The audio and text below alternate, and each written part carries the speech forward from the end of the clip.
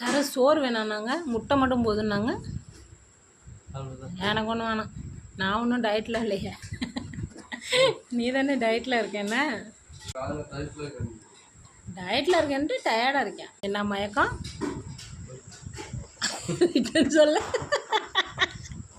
பசி மயக்கம். அது சோறு போதுமா? லைட்டா கேப்புக்கு கொஞ்சம் குறை வயிறை ஃபுல் பண்ணிட்டு தூங்கலான்னு. இங்கேவாம்மா உன் மவன் 2 முட்டை தயிர் கேட்டுச்சு, நான் போட்டு கொடுத்துட்டேன். இப்போ பால் காய்ச்சி வைக்கணுமா? அதெல்லாம் சாப்பிட்டு டயட்டில் இருக்கணும். டயட்டில் இருக்கணுமா? டயட்டில் இருக்கணுமா? டயர்டாக இருக்கணும்பா. டயர்டாக இருக்காரு. நல்லா பாருங்க, டயர்டாக இருக்கா மூஞ்சியை பாருங்க. இந்த மூஞ்சி டயர்டாக இருக்கா.